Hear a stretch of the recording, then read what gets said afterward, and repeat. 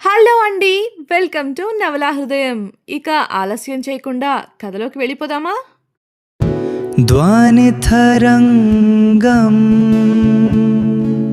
తరణ్ చందూల కేరింతలతో గదిలో నిద్రపోతున్న మీరాదేవికి మెలకువ వచ్చింది.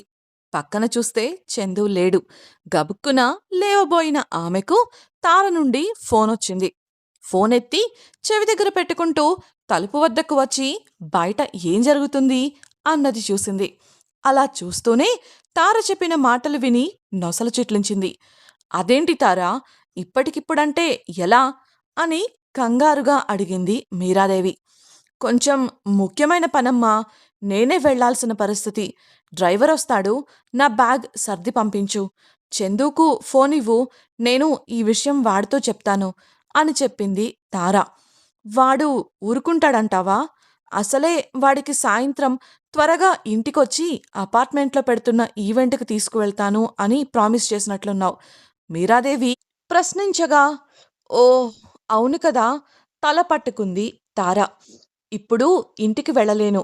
చందూను తర్వాతైనా ఎలాగో మేనేజ్ చేసుకోగలను. ఒక్కసారి ఆ తరణ్ కంటపడ్డానా అంతే సంగతులు మనసులో అనుకుంది. మీరాదేవితో, నువ్వే ఏదో ఒకటి సర్ది చెప్పమ్మా. నేను పని ముగించుకొని వచ్చాక వాణ్ణి తీసుకొని ఎక్కడికైనా వెళదాం అని చెప్పింది తార. సరే కానివ్వు. ముందు నేను వెళ్ళి నీ బ్యాగు సర్ది పెడతాను. వాడు అడిగినప్పుడు ఈ విషయం చెప్తాను. ఇప్పుడు వాడు సంతోషంగా ఆడుకుంటున్నాడు చెబుతూ హాలులోకి వచ్చింది. ఇంకా కాల్లో ఉన్న తారకు చందుతో కలిసి నవ్వుతున్న తరణ్ స్వరం వినపడి ఒక్క క్షణం గుండె బరువెక్కింది. ఆ వెంటనే మీరాదేవి తార గదిలోకి వెళ్ళింది. సరిగ్గా అప్పుడే తరణ్ ఫోన్ రింగ్ అయింది. ఫోనెత్తి అతడు మాట్లాడుతూ పక్కకు వెళ్ళాడు. అదే సమయంలో చందు తార గదిలోకి వెళ్ళాడు. అవతలి వ్యక్తి చెప్పిన విషయానికి వాట్? ఎప్పుడు? ఇప్పుడెలా ఉన్నారు? కంగారుగా ప్రశ్నించాడు తరణ్. అవతలి వ్యక్తి చెప్పిన సమాధానానికి అతడి ముఖంలోని కంగారు తగ్గగా, నేను వెంటనే బయలుదేరి సాయంత్రానికి వస్తాను. ఎవరికీ తెలియనివ్వకు స్థిరంగా చెప్పి కాల్ కట్ చేశాడు తరణ్. అతడు తిరిగొచ్చేసరికి సోఫాలో కూర్చుని దిగాలుగా ముఖం పెట్టి కనిపించాడు చందు.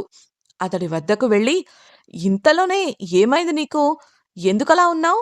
అని అడిగాడు. సరిగ్గా అప్పుడే మీరాదేవి తార గది నుండి ట్రాలీ బ్యాగ్‌తో బయటకొచ్చింది. ఆ దృశ్యం చూసిన తరణ్ నొసలు చిట్లించగా, మీరాదేవి, చందు వాళ్ళమ్మకు సడన్‌గా వేరే ఊరు వెళ్ళాల్సిన అవసరం పడింది బాబూ. ఇంటికి వచ్చే సమయం కూడా లేదుట. అందుకే బ్యాగు సర్ది పంపమంది. ఆ విషయం తెలిసి అలా దిగులేసుకున్నాడు అని తరణ్‌కు వివరంగా చెప్పింది. చందుతో, కన్నయ్య, అమ్మ త్వరగానే వచ్చేస్తుంది. సాయంత్రం ఈవెంట్‌కి నేను నిన్ను తీసుకువెళతాలే. నీకేం కావాలన్నా కొనిస్తాను అని నచ్చచెప్పింది. నాకేం వద్దు విసుక్కొని కన్నీళ్లతో గదిలోకి వెళ్ళిపోయాడు చందు. అప్పటి వరకు ఆడుకుంటూ కేరింతలు కొట్టిన చందు ఇప్పుడు బాధపడటం చూసి తరణ్ మనసు చివుక్కుమంది.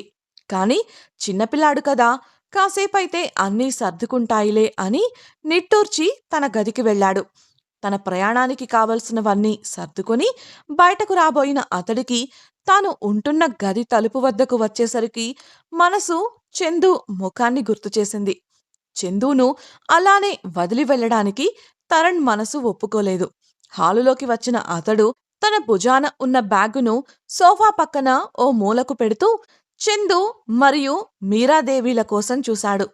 తార గది నుండి మీరాదేవి చందూను సముదాయిస్తున్నట్లు మాటలు వినిపించి ఆ గది తలుపు కొట్టాడు. మా బంగారం కదూ, అమ్మ మరోసారి నిన్ను ఎక్కడికైనా తీసుకెళ్తుంది కన్నయ్య. నీకోసం బోలెడన్ని చాక్లెట్లు పట్టుకొస్తానంది. చందూను చంకన వేసుకొని చెబుతూ తలుపు తీసింది మీరాదేవి. తరణ్ను చూసి, ఏమైనా కావాలా బాబూ? అడిగినంతలో తరణ్ చందూను చూస్తూ, ఓయ్ బుజ్జి ఫ్రెండ్, నాకు మీ అపార్ట్మెంట్ గురించి ఏమీ తెలీదు. ఇంట్లో బోర్ కొడుతోంది. నాకు అన్నీ తిప్పి చూపిస్తావా అని నవ్వుతూ అడిగాడు. ఒక్క క్షణం ఆలోచించిన చందు ఏమనుకున్నాడో కాని వెంటనే ఒప్పేసుకున్నాడు. మీరాదేవి ఆశ్చర్యపోయినంతలో తరణ్ మీదకు దూకేశాడు. తరణ్ చందును ముద్దు చేయగా, మీరాదేవి, మీకెందుకు బాబూ శ్రమ? నేను తీసుకువెళ్తా గదా! అని అంది. తరణ్ నవ్వి చందును చూస్తూ, పర్లేదండి. నాకు నా బుజ్జి ఫ్రెండ్‌ని తీసుకువెళ్ళి ఎంజాయ్ చేయాలనుంది. మేము కిందే ఉంటాం. మీరు కావాలంటే రండి చెప్పి చందును తీసుకొని బయటకు వెళ్ళాడు. అప్పటికే ఫ్లాట్స్‌లోని పిల్లలంతా క్రింద చేరి అక్కడున్న స్టాల్స్‌లో ఆటలాడటం మొదలుపెట్టారు. పెద్దవాళ్ళు షాపింగ్, మెహందీ స్టాల్స్ మీద ఫోకస్ చేశారు. చందును తీసుకువెళ్ళి నేరుగా బాల్ పూల్‌లో వదిలాడు తరణ్. వారి వెంటే వెళ్ళిన మీరాదేవి ఓ ప్రక్కన నిలబడి చందును చూసుకుంటూ ఉంది. చందుతో ఉన్నంతసేపు తరణ్‌కు సమయం తెలియలేదు. చందు పరిస్థితి కూడా అదే. అక్కడున్నంతసేపు అల్లరి చేస్తూ, కేరింతలు కొడుతూ నానా హంగామా చేశారు ఆ ఇద్దరు. మీరాదేవికి కూడా మొదటిసారి చందు అంత సంతోషంగా ఆడుకోవడం చూసి సంతోషం కలిగింది. ఒకింత కలవరం ఉన్నప్పటికీ తరణ్‌పై నమ్మకం కలిగింది. తరణ్‌లో ఈ మార్పుకు కారణం ఏంటో అర్థం కాలేదు. తెలుసుకోవాలని కూడా ఆమె ప్రయత్నించలేదు. దాదాపు 2 గంటలు అలా ఈ ప్రపంచాన్ని మరచి ఆట్లాడారు వారు. వారి పరిచయం గంటల క్రితమే అయినప్పటికీ ఆ మాట ఎవరికైనా చెప్తే అస్సలు నమ్మరు. ఆడి ఆడి అలసిన చందు నవ్వుతూ రొప్పుతుంటే చల్లటి ఆరెంజ్ జ్యూస్ తెచ్చి అతడికి అందించాడు తరణ్. ఆ పక్కనే టెంపరరీ టాటూలు వేయడం చూసిన చందు ఆ స్టాల్ దగ్గరకు పరుగులు తీయగా స్టాల్లో మాట్లాడి చందుకు నచ్చిన టాటూ వేయించాడు తరణ్. తరణ్‌తో ఉన్నంతసేపు చందుకు తార జ్ఞాపకమే రాకపోవడం గమనించింది మీరాదేవి. ఎలా అయితేనేం చందు సంతోషంగా ఉన్నందుకు సంతృప్తి పడింది. టాటూ వేసుకుంటున్న సమయంలో చందు స్నేహితుడు బబ్లు అక్కడికొచ్చాడు. చందును చూస్తూ, చందూ, అయితే మీ నాన్న తిరిగొచ్చేశాడనమాట. ఇన్ని రోజులు ఎందుకు రాలేదో అడిగావా? అని అడిగాడు. ఆ మాట విన్న చందు ముఖం వాడిపోయింది. తరణ్ మీరాదేవి వంక చూడగా ఆమె అప్పటికే ఆందోళనగా చందు వంక చూస్తూ కనిపించింది. తరణ్ తన నాన్న కాదు అని బబ్లూకు చెప్పాలనుకున్నాడు తరణ్. అతడు నోరు తెరిచినంతలో, అయితే నువ్వే చందు ఫ్రెండ్‌వా? తను నీ గురించి అప్పుడప్పుడు చెప్తుంటాడు అని అన్నాడు తరణ్. చందు తరణ్ వంక ఆశ్చర్యంగా చూస్తుంటే తరణ్ బబ్లుతో 4 మాటలు కలిపాడు. అప్పుడే బబ్లు వాళ్ళమ్మ రాగా తనతో వెళ్ళిపోయాడు బబ్లు. చందు ఏదో అనేంతలో, కన్నయ్య, ఇక ఇంటికి వెడదామా? చూడు ఎంతలా చీకటి పడిందో పైన ఆకాశాన్ని చూపుతూ చెప్పింది మీరాదేవి. సరే అమ్మమ్మా అంటూ ఆమె చెయ్యి పట్టుకుని ముందుకు కదిలాడు చందు. ముగ్గురు ఇంట్లోకి వెళ్ళగానే చందు బాత్రూం వైపు వెళ్ళగా తరణ్, ఇక నేను బయలుదేరుతానమ్మా, ఫ్లైట్‌కు టైం అవుతోంది అన్నాడు. వెళ్తున్నారా? అదేంటి సడన్‌గా? అడిగిన మీరాదేవికి, ఒక ముఖ్యమైన పని ఉందమ్మా, అందుకే వెళ్ళాలి అని బదులిచ్చాడు తరణ్. మళ్ళీ తనే, నేను ఇలా అడుగుతున్నాను అని తప్పుగా అనుకోకండి. కన్నయ్య వాళ్ళ నాన్న గురించి చెప్తారా? తను చాలా బాధపడుతున్నాడు కదా అని అడిగాడు. అందుకు మీరాదేవి ముభావంగా, తను లేడు బాబూ. బాబు కోసం వాళ్ళ అమ్మ ఒక్కటే అన్నీ అయి కష్టపడుతోంది. ఇవాళ తనతో సమయం గడిపినందుకు థాంక్స్ బాబూ. చందును ఇంత సంతోషంగా చానాళ్ల తర్వాత చూస్తున్నా అని బదులిచ్చింది. ఆ మాటకు తరణ్‌కు బాధగా అనిపించగా ఇంతలో చందు అక్కడికొచ్చాడు. ఫ్రెండ్, మనం కార్టూన్ చూద్దామా? అని ఉత్సాహంగా అడిగాడు. తరణ్‌కు చందు సంతోషం పాడు చేయడం అస్సలిష్టం లేదు. అందుకే తాను వెళ్ళిపోతున్నాను అన్న విషయం చెప్పడానికి సంకోచిస్తుంటే మీరాదేవి కల్పించుకుంది. చందును దగ్గరకు తీసుకొని, కన్నయ్య, అంకుల్ ఊరికి వెళ్తున్నారు. నీతో కూర్చొని నేను కార్టూన్ చూస్తాను. నీకు ఇష్టమైన నూడిల్స్ చేసి పెడతాను అని చెప్పింది. తరణ్ వెళ్ళిపోతున్నాడు అన్న వార్త విన్న చందు ముఖం వాడిపోయింది. అది చూసి తరణ్ గుండె బరువెక్కింది. మోకాళ్లపై కూర్చుంటూ జేబులోంచి ఒక బ్యాండ్ తీసి చందు చేతికి వేశాడు. కన్నయ్య, నాకు అర్జెంటు పని పడింది కన్నయ్య. అవ్వగానే ఈ కుట్టి ఫ్రెండ్ కోసం మళ్ళీ వస్తాను. అప్పటి వరకు మన ఫ్రెండ్‌షిప్‌కి గుర్తుగా నీకు ఈ బ్యాండ్ ఇస్తున్నా. సరేనా? ఐ మిస్ యూ అని చెప్పాడు. చందు గబుక్కున పూజ గదిలోకి వెళ్ళి దేవుడి ముందున్న కాశీదారం పట్టుకొచ్చి తరణ్ చేతికి కట్టాడు. తరణ్ బుగ్గపై ముద్దు పెట్టి, థ్యాంక్ యూ ఫ్రెండ్. జాగ్రత్తగా వెళ్ళిరా. ఎవరైనా ముఖ్యమైన పని మీద వెళుతున్నప్పుడు ఆపకూడదు, ఏడవకూడదు అని అమ్మ చెప్పింది. అందుకే నాకు ఏడుపొస్తున్నా నేను ఏడవను. బాయ్ అని చెప్పాడు. ఆ మాట విన్న తరణ్‌కు చాలా బాధగా అనిపించింది. పరిచయమైన కొంతసేపట్లో ఆ పసిహృదయం తనపై చూపిస్తున్న ప్రేమకు కరిగిపోయాడు. సరే కన్నయ్యా, వెళ్ళగానే నీకు రోజూ ఫోన్ చేస్తాను. ఇదిగో ఇదే నా నంబర్.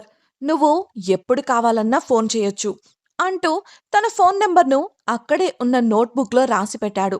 మీరాదేవి వారిని చూసి మౌనంగా నిట్టూర్చగా తరణ్ లేచి నిలబడి, ఇక నేను వెళ్ళొస్తానమ్మా.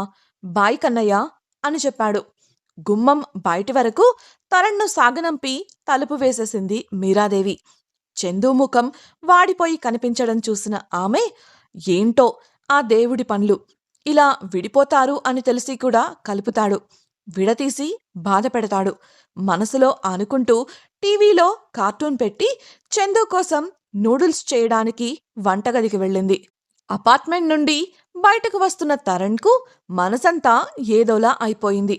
తనకు చాలా ముఖ్యమైన దాన్ని వదిలేసిపోతున్నట్లు అనిపించింది.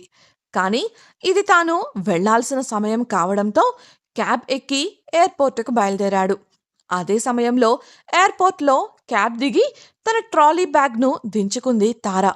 పాస్‌పోర్ట్, బోర్డింగ్ పాస్‌లను ఒకటికి రెండుసార్లు చెక్ చేసుకొని లోపలికి వెళ్లి కూర్చుంది. ఫ్లైట్‌కు ఇంకా సమయం ఉండటంతో ఎదురు చూస్తూ ఉంది. సమయం గడిచి తాను ఎక్కాల్సిన ఫ్లైట్ అనౌన్స్‌మెంట్ వచ్చింది. దాంతో లగేజ్ కౌంటర్ దగ్గర క్యూలో నిలబడగా ఆమె వెనుక కొంత దూరంలో ఫోన్లో ఫ్లైట్ వివరాలు చూసుకుంటూ నిలబడ్డాడు తరణ్.